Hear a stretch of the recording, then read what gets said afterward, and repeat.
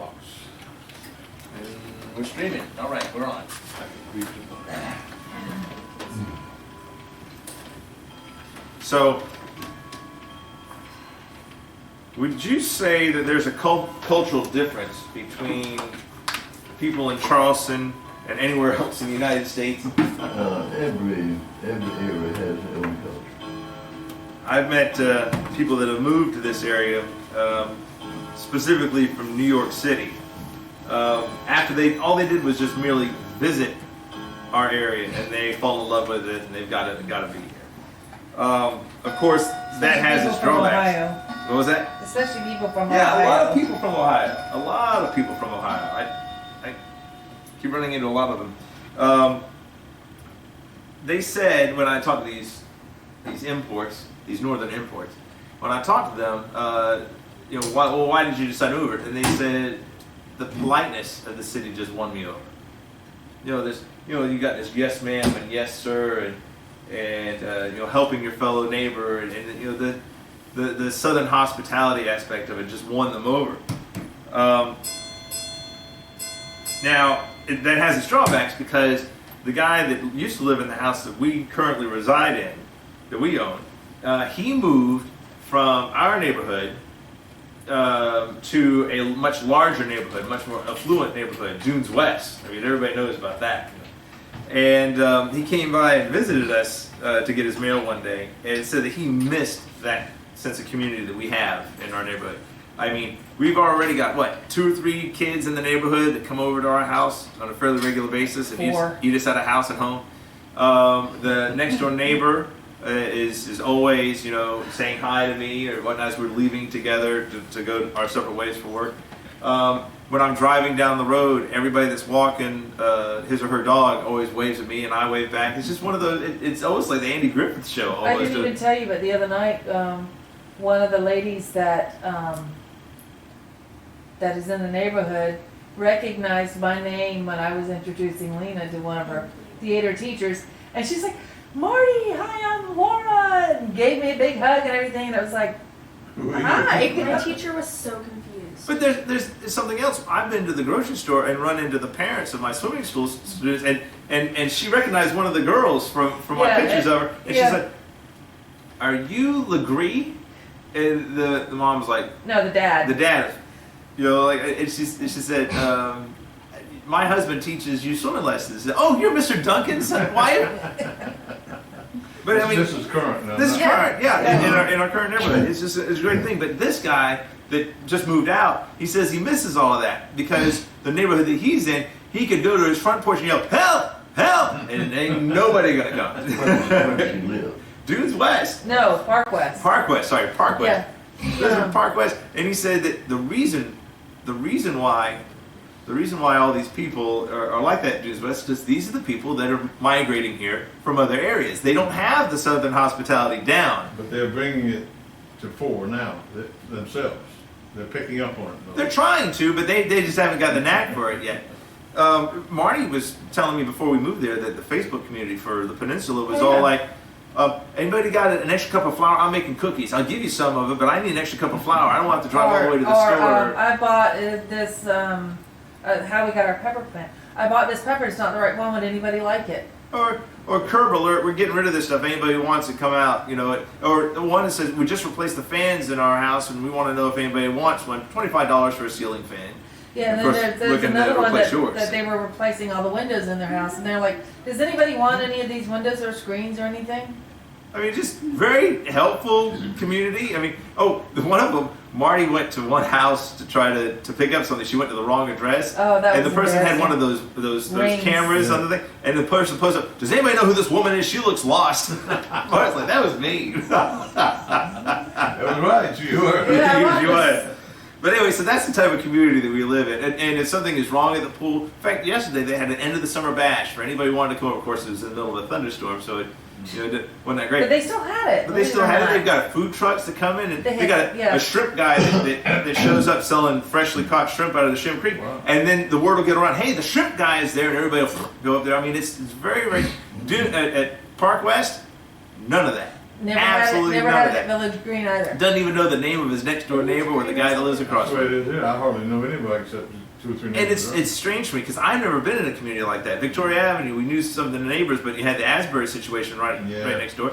Greenville, I only knew 1 or 2 kids in our neighborhood. And the apartments, forget it. You know, they kept moving in and out. In this neighborhood, as you pointed out. So, I mean, I've never really had this sort of like welcome home sort of That aspect. sounds like Sullivan's Island to me. Yeah, and that's what I want. And I'm sort of overwhelmed that I have it. And Marty, I love our neighborhood. You know, Yeah, well, it's like the lady that saw me at the school the other night. She and her husband do side work, and I told them about. I just mentioned that we were having problems with our garage door and the light going in there. They're like, "Let us know when we come over and take a look at it. Just give us all." I'm an electrician. I can handle it. You know. Or they'll put out. Does anybody know anybody who's a babysitter in the neighborhood, or does anybody teach swimming lessons? This is how I got all these lessons. Yeah. That's the kind of. And community Olivia puppy sits, Puppy says. and they all want to babysit. Well, she did it for, I think it was like, she stayed overnight. But- and was there and everything. But there's people who don't even lock their door. But the difference is that our neighborhood seems to be populated by people who are from southern areas, and Park West seems to be the affluent people who are moving here from northern areas, and that I think is the cultural dissonance between the two. That's just one example of the differences between cultures. Between the South and the North in our own country, there are many differences in plenty of things, including politics, aspirations, education, economics, worldviews, speech, food, clothing, you name it. You can tell when someone ain't from around here, by any number of things. They use guys. What did you say? Or just the simple little things of speech. It's almost as if we're 2 different countries. And we know as you discussed earlier, we tried to split into 2 different countries 158 years ago in a major clash called the American Civil War. It was a horrible conflict, killed over 620,000 people, all of them Americans. All of them Americans. What was so brutal is it was Americans killing other Americans. In fact, in some houses, it was literally brother against brother fighting in these clashes. I've been to Gettysburg. I've seen the mass cemeteries. We had to get on our bicycles and ride all the way around it. Every battle cost more lives than the last. The tallies just kept growing, and the casualty lists were extensive. Now, what does all this have to do with anything today? Israel has lost her king. Last week we talked about how Saul had, fallen on his own sword and all of that sort of stuff, and David is aware of this. But not only did Saul die, Jonathan did. all of his sons died. Well, supposedly, it's Saul, Jonathan, and 2 sons that I never heard of. Apparently, it's so funny. We couldn't even pronounce their names. We know Jonathan. We didn't know anything about those other 2. So who's supposed to lead the kingdom now? David. David is supposed. He's been anointed by God. That's what's going to happen. But nobody knows he's been anointed by God. Samuel can't say anything. Samuel's not here, and of course, the only other people that know that David's supposed to be are his family. And yeah, right, like we're going to believe those guys. Of course, you've got a vested interest. Your son's going to be a king. Why would we listen to you, Jesse?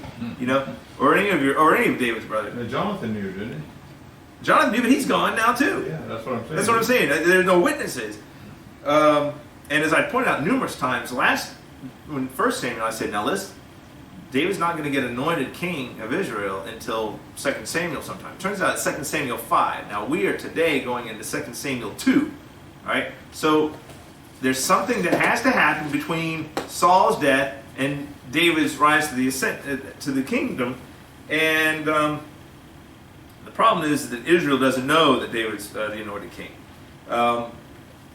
And we also, and you pointed this out last time, and I didn't really give it too much thought about it, but it does make sense.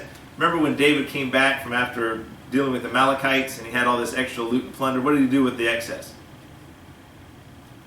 Give it back to him. He gave it to the citizens of Judea. That's right. All right? And so now he said when David reached Ziklag, some of the plunder he gave to the elders of Judah, who were his friends, saying, here's a gift for you of the plunder of the Lord's enemies. And David sent it to Bethel, Ramoth Negev, Jatir, to those in Agror, Sephath, Ibolah, and Rakah. So I'll lose it halfway through it. But to those towns of the Jerahmeelites and the Kenites. All those areas he was given them to were all cities and areas in Judea. Okay? Now notice I didn't say Israel. I said Judea. Okay? And as you pointed out, maybe he was trying to grease the wheels politically for future events. I need to point out that there's a difference in Israel and Judea. Judea was composed primarily of the 12 tribes, all sons of Jacob. Yeah, and so all of his, and out of those 12 sons of his rose up the 12 tribes. And so when they came back from Egypt, each tribe had to define themselves by that one relative, the son. And so you've got the cities of the communities of Asher, Dan, Ephraim, Gad, Ishkar, Manasseh, Naphtali, Reuben, Simeon, and Zebulun. Remember, we talked about some of these Simeon and Reuben. We talked about those guys when they had to go back and forth with Egypt with all of this stuff to get the supplies out of Egypt. Anyway, so Judea is in the southern area. I've got a map. I can show it to you here. Well, the South won the war. Well, it's going to be interesting when you see how this works. Let's see here. Previous. Come on, bring it up. Stop. Let's go again. Oh, there we go. It won't bring it up. It's a format, it won't bring it up. But if you can imagine, it won't bring it up. It doesn't identify. But if you imagine Israel from top to bottom, you've got the Jordan River over here lying up on this side, and you've got the Mediterranean over here. I'm doing it backwards for you guys. I see that. Judea is down here, all right? Benjamin is off here to the side, and all the rest of them all the way up to the top, okay? Benjamin was almost wiped out. But Benjamin was almost wiped out numerous times. It's a small little tribe, not much going on about it. But I will tell you this, spoiler alert, when the Assyrians come through and they wipe out the northern kingdoms, she thought I was saying Syria. I'm here. what is it? Siri. When I said Assyria, she thought I was talking to her. They're listening. They're listening. They're She listening. thought you said. Yeah. Anyway, so when those guys came and took over the top 10 tribes and wiped them out, there were those are the lost 10 tribes. The only two tribes to survive is Benjamin and Judah. Those are the only two that survived. And Jesus came from the line of. Judah. Yeah, well, so is David as well. Anyway, so Judah is part of David's area, right? And so he's helping his neighbors, his friends out, all that stuff. And so that's why I need to set that up. But the southern region of Judea and the northern area of Israel, see, it's different. They're going to follow different leadership following the death of Saul, and that can only lead to one thing. Lena, can you read 2 Samuel 2, verses 1 through 7? No, go ahead, start reading. 1 through 7. In the course of time, David inquired of the Lord, "Shall I go up to one of the towns of Judah?" he asked. That didn't sound like a question. The Lord said, "Go up." David asked, "Where shall I go?" "To Hebron," the Lord answered. So David went up there with his 2 wives. Can't say that. Anoahim. Anoam And Jezreel. and Abigail. Remember Abigail. Abigail. Keep going, keep reading, come on. Oh, and the widow of Nabal of Yeah. Carmel. David also took the men who were with him, each with his family, and they settled in Hebron and its towns. Then the men of Judah came to Hebron, and they anointed David king over the tribe of Judah.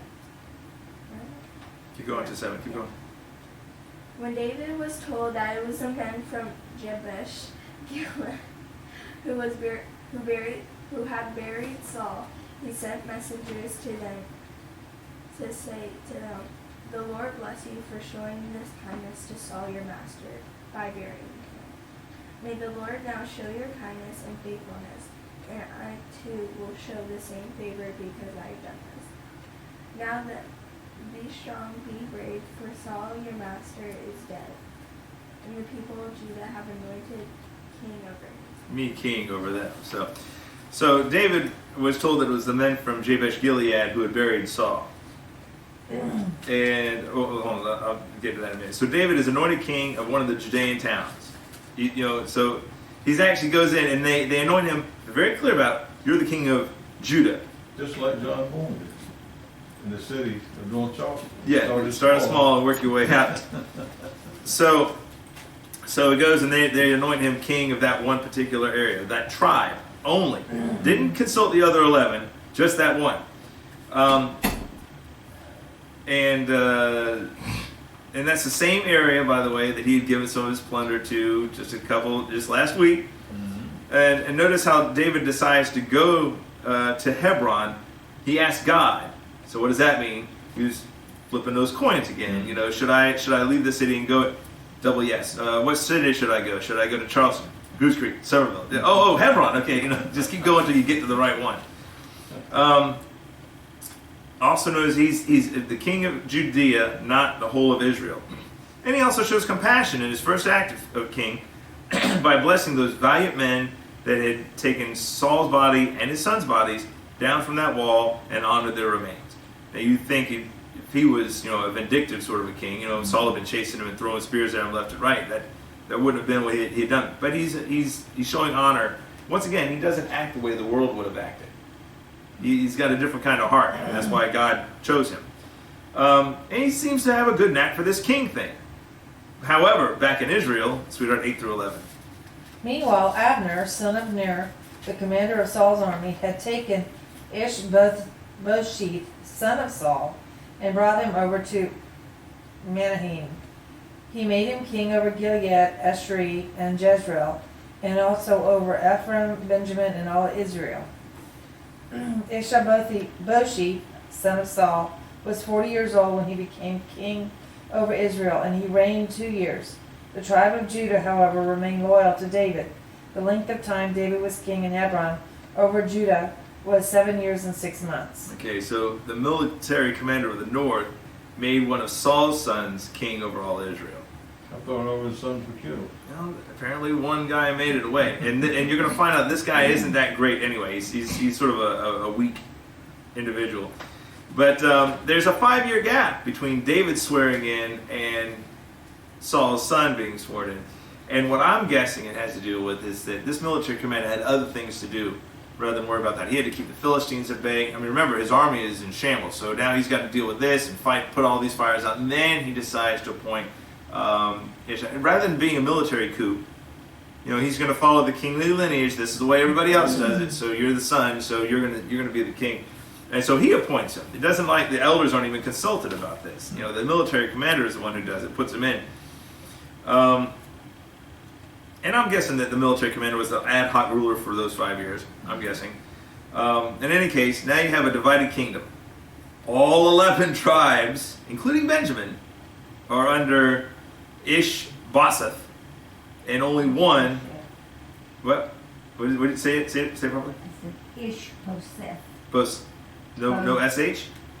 Bosheth? Action is on Bosh. Bosheth. Okay. Ishbosheth.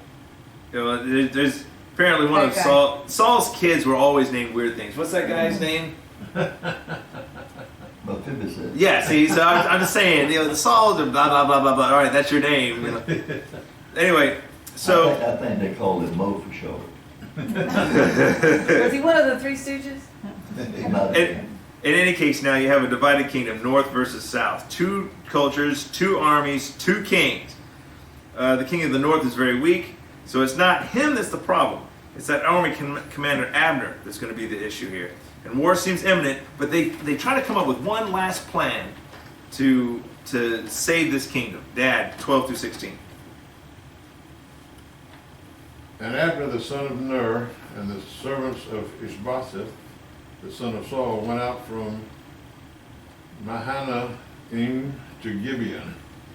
And Joab the son of Zeruiah and the servants of David went out and met together by the pool of Gibeon And they sat down, the one on one side of the pool and the other on the other side of the pool.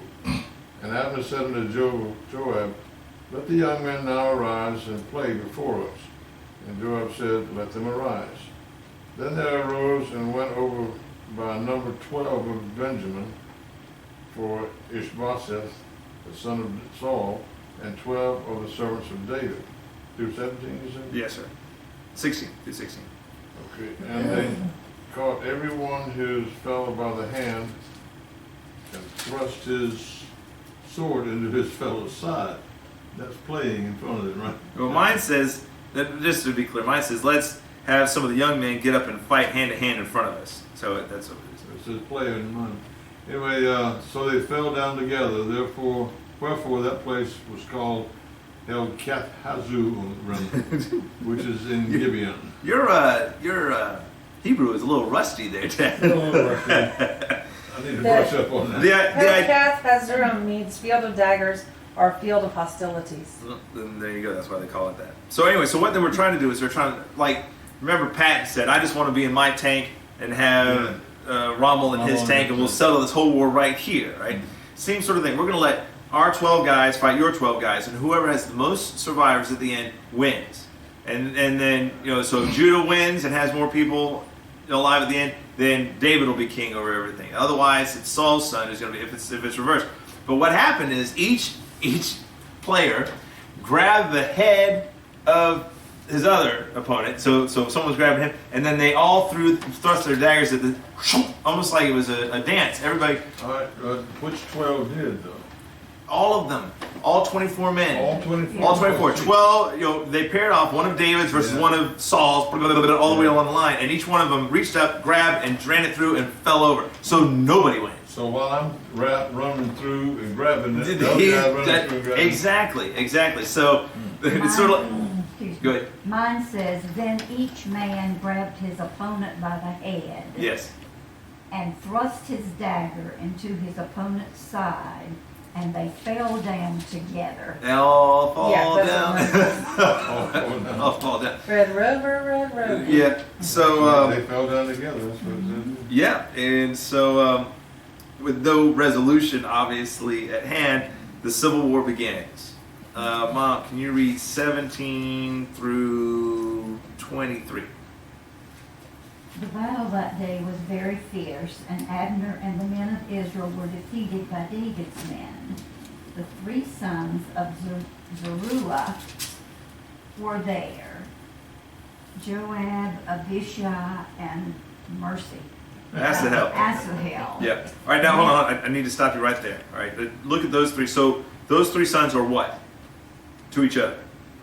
Brothers. All right. So who are the 3 brothers? Joab, Abishai, and Asahel, or Asahel, or whatever. Anyway, so that's going to be important. So you got to understand that Joab is the leader, the military commander for David's army, and this Asahel is his brother. All right. So continue on. Now Asahel was as fleet-footed as a wild gazelle. He chased Abner, turning neither to the right nor to the left as he pursued him. Abner looked behind him and asked, "Is that you, Asahel?" "It is," he answered. Then Abner said to him, "Turn aside to the right or to the left. Take on one of the young men and strip him of his weapons." But Asahel would not stop chasing him. Again Abner warned Asahel, "Stop chasing me. Why should I strike you down? How could I look your brother Joab in the face?" But Asahel refused to give up the pursuit. So Abner thrust the butt of his spear into Asahel's stomach, and the spear came out through his back. Mercy.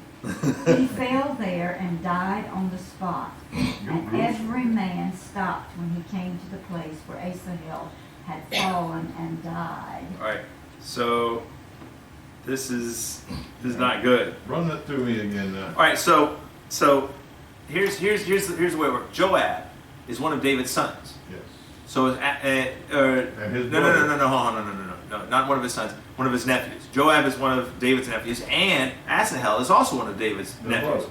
Yes, they're brothers. All right. So you got the leader of the command who's winning. Joab. They're winning. I mean, they're wiping out Abner's, army, and But this one guy's fast, and the reason why he's so fast, he doesn't have any armaments on him. He's just trying to catch up to the leader. If I can take out the leader, I can end all this right now. So he wants to kill his brother to take over. No. All right. Three different people here. All right. Yeah. You got Joab, who's the leader of the army, and they're all fighting over here. You got the fleet-footed brother of his, Asahel, who is like a wild gazelle chasing after the military commander on Saul's side, who's Abner. Okay. Okay. So rather than military commander versus military commander, the brother of the military commander decides to take off, and I can head this off in the pass. He then says, "Stop chasing me! Stop chasing! You know, you don't need to do this. How can I look your brother in the face again if I kill you?" And he wouldn't listen. He said, "Look, at least go to the left or right and take another man his weapons, you know, because you're coming up basically unarmed." He's just charging at him, and he wouldn't listen. So he takes the butt of his spear, not the pointed tip, but the butt of his spear, and tries to poke him in the belly to stop him, to knock him out, and he apparently doesn't know his own strength, and it runs him all the way through. Butt first? Butt first, yeah. And Asahel keels over and dies. And all the Israelites, or the Judeans, as they're on approach, stop, because now this is their military commander's brother. And they all stop at that spot and look down. This is not going to be too good. This one act is going to have way further repercussions down the line. And it's just one of those things. I understand that Asahel had good intentions, but that was not his place to do that. There was a better way of getting around to a resolution, and there will be a better way to come around to a resolution, but this is going to be a sore spot for negotiations in the future. It said he was swift-footed, which as a wild gazelle. That's got to be pretty fast. But like I said, the only reason he was able to use that speed was because he was not hindered by any armor or weaponry. And this action is going to have major consequences in the years to come. And notice the victory went to David's men. David has become king, and he's got a military commander of his own named Joab, who, like I pointed out before, is Asahel's brother. Pastor, can you read 24 through 28? Yes, sir. 24, you said? Yes, sir, through 28. But Joab and Abishai pursued Abner, and as the sun was setting, they came to the hill of Ammah, near Gibeah,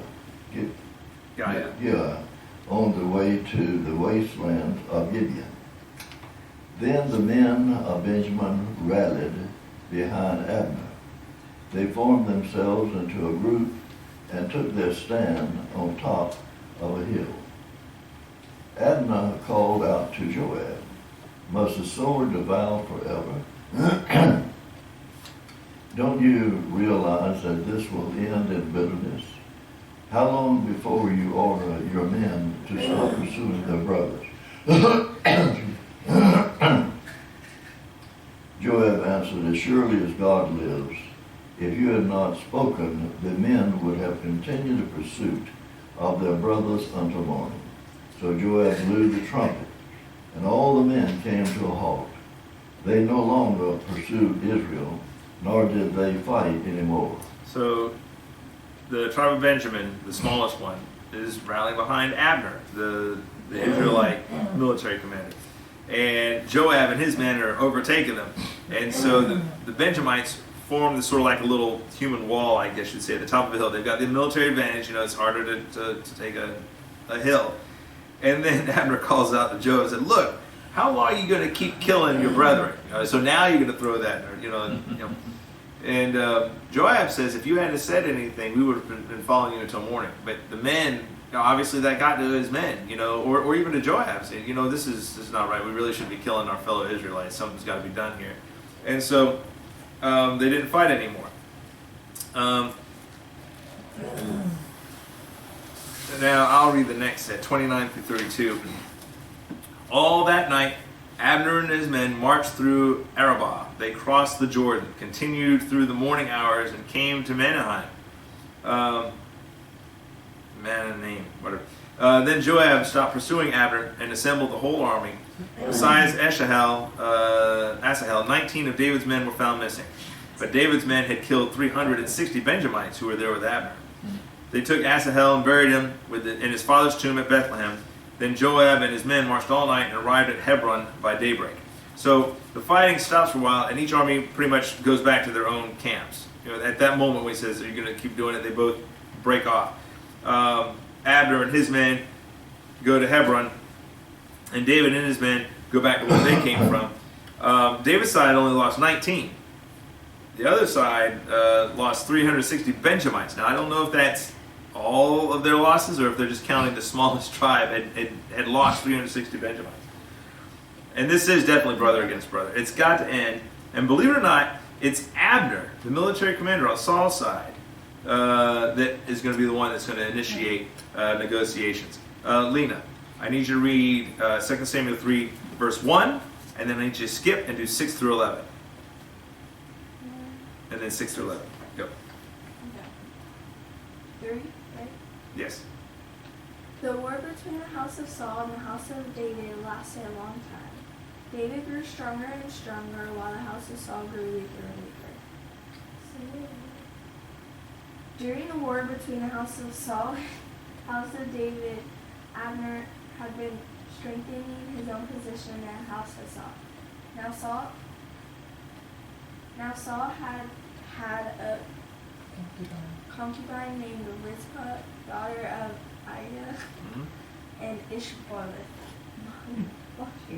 Yeah. And the king. Said,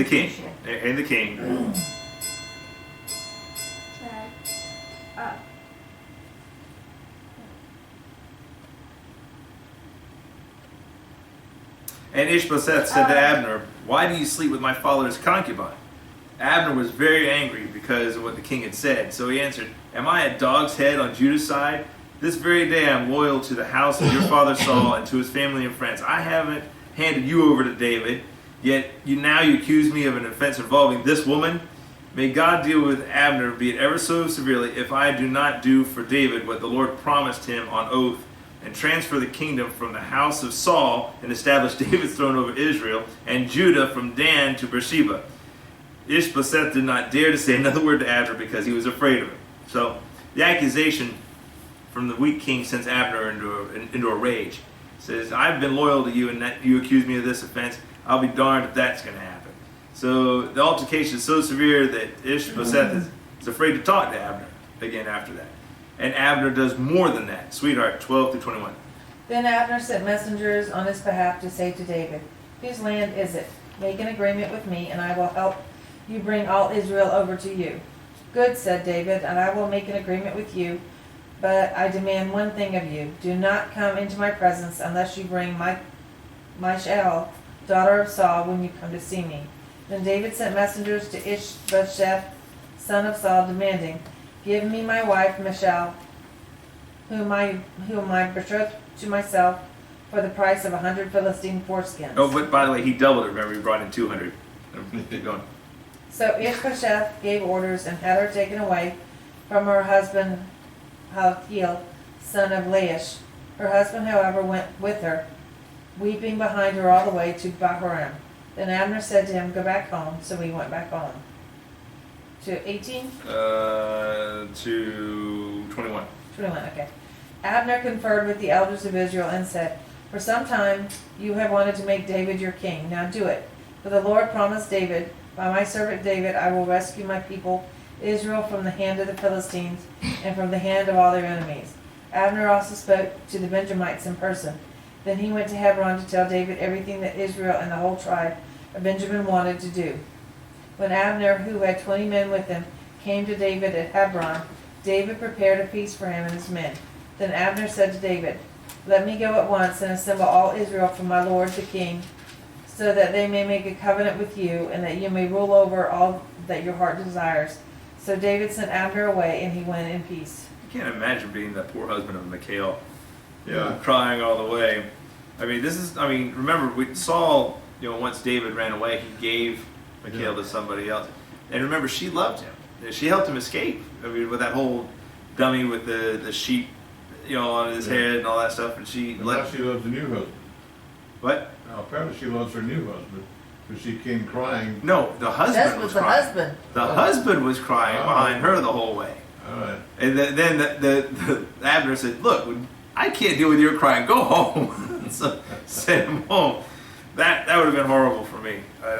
But anyway, so now Abner has actually confirmed to the elders of Israel. He said, "Look, you wanted David to be your king. You know, so let's make this happen. All right, this war is ridiculous. We need to. Are you okay with this?" And they said yes. And so then he goes and tells David. He said, "Look, I've got all of Israel lined up and ready to go." David says, "All right, that's awesome. I appreciate it. Go in peace." And so he lets the military commander, who killed his nephew, all right, remember, out unmolested, to go back home. Well, Joab ain't going to take too hot to that. Dad, 22 through 27. And behold, the servants of David and Joab came from pursuing the troop and brought in a great spoil with them. But Abner was not with David in Hebron, for he had sent him away, and he was gone in peace. When Joab and all the host that was with him were come, they told Joab, saying, Abner, the son of Ner, came to the king, and he has sent him away, and he is gone in peace. Until what, 26? 27. Then Joab came to the king and said, What hast thou done? Behold, Abner came unto thee. Why is it that thou hast sent him away, and he is quite gone? And knowest Abner, the son of Ner, that he came to deceive thee, and to know thy going out and thy coming in, and to know all that thou doest. And when Joab was come out from David, he sent messengers after Abner, who brought him again from the well of Sirah, but David knew it not. And when Abner was returned to Hebron, Joab took him aside to the gate to speak with him quietly, and smote him there under the fifth rib, so that he died with the blood of Ashel, his brother. Yeah, so mine's got, what have you done? Revenge. He stabbed Abner through the stomach, just as Abner had done to his brother. So that's an eye for an eye. What? Those were three brothers? No. All right. Let's go back. Let's go back because it gets I'm confused. This whole thing's all right. So you got Abner, the military commander of the Israel side, and Joab on the Judean side. Okay. Right? The Judean side leader, his brother, is chasing after this guy. He says, "Turn around!" And stabs him in the But back. weren't they brothers? No. Okay, well, I missed all that. Just because they start with the same letter doesn't mean they're related. Anyway, I understand. all right. So the military commander, he'd just come back from a very profitable campaign, got a whole bunch of loot and plunder, and then someone says, "Oh, by the way, just want to let you know, the guy that killed your brother, he came talk to David, and he let him go free." He's like, "What?" And so then he goes to David, and he says, "Look, he's deceiving you. He's just trying to find where your troop movements are, and he's going to try to attack. He's trying to turn David against Abner." But David's, no, this is all going to work. Don't worry about it, And so he sort of walks out, took the law into his own hands. Now, this is not decreed by David, the king. This is just straight blood revenge. All right, and Abner thought, peace. I've got all the kingdoms are going to rally behind David. Now the war's over. Sort of like, I guess, Abraham Lincoln getting assassinated afterwards. The war's over. But he pulls him aside. Joab pulls him aside, maybe to discuss, troop deployments or how they're going to work, integrate the armies, or whatever. That's what he thinks. And so he goes off to the side to talk to him privately. Stabs him. It was just said in the fifth vertebrae. Fourth rib. Yeah. So right into his stomach. So blood for blood. And Abner was the one that was leading the charge for peace in Israel. I wonder how this is going to go over. Mom, 28 through 32.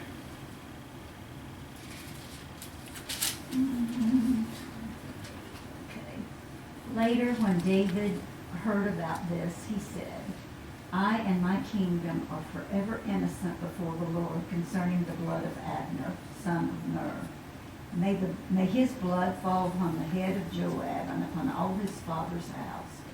May Joab's house never be without someone who has a running sore or leprosy, or who leans on a crutch, or who falls by the sword, or who lacks food.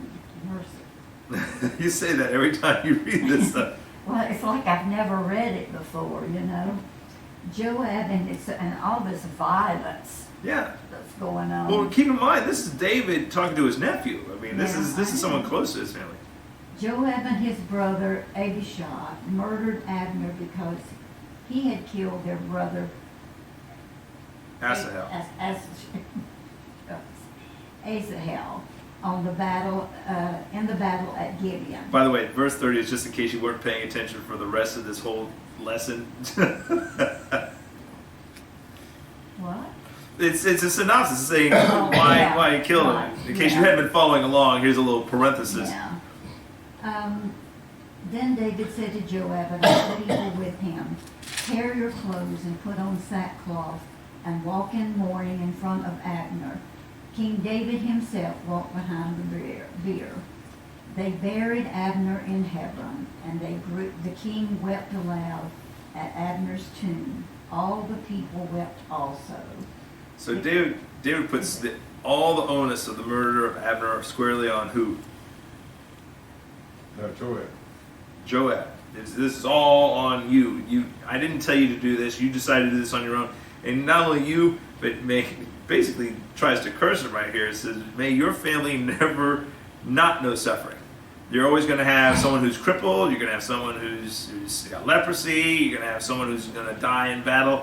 You're not going to know a moment's peace because of what you did here. I just want to let you know that. In fact, you are going to lead the funeral procession, Joab, for this guy that you murdered. And not only that, but David is marching behind the bier. And you know, so this whole funeral procession for a military funeral for the military commander who was trying to defeat David and Joab are the two primary mourners at this funeral, because this is a major travesty. War had been just near averted, and now we've got to deal with this.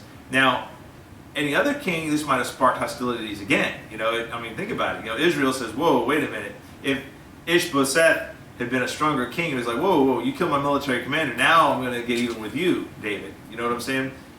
So, David putting on this big mourning and this big funeral for Abner. Let's see how that's gonna work. Politics was he sincere? I think he was sincere. He and Abner had done all the work for him. Abner had gotten all this peace and brought it to him. He was an asset to David at that point. But anyway, Pastor, let's finish this up. 35 through 39. 35 through 39. Yes, sir. Then all came and urged David to eat something while it was still day. But David took an oath, saying, may God deal with me, be it ever so severely, if I taste bread or anything else before the sun sets. All the people took note and were pleased indeed. Everything the king did pleased them. So on the day, all the people and all Israel knew that the king had no part in the murder of Abner, son of Ner. Then the king said to his men, do you not realize that a price and a great man has fallen in Israel this day? And today, though I am the anointed king, I am weak, and these sons of Zeruiah are too strong for me. May the Lord repay the evildoer according to his evil deeds. So David's honestly distressed, and as a side effect of his distress about it, all of Israel takes note. It says all of Israel noticed, you know, and they were pleased with it. I mean, so the people in Israel are like, hey, you killed our military guy. There's none of that. You know, he honestly feels a loss at this. Remember, David has already by this point learned the valuable lesson that, you know, I'm going to let God deal with my enemies. And Abner wasn't his enemy at that point. Abner was on his side. But so now he's at the point where I'm not going to kill Joab, but God's going to deal with you. You know, that's probably even worse. I don't know what happened to Joab. I haven't read that far along then. I didn't even look him up to see if, you know, if his family still to this day is on a crutch or something, or leprosy somewhere. But this wasn't how it was supposed to go. Everything had been working up fine until Joab took matters into his own hands. Next week, we're going to see that Abner isn't the only one murdered prior to David's ascension to the throne. That was a very confusing lesson. Very good, though. I couldn't keep all the Asher's and Joab's and Abner's. Well, I tried to I know.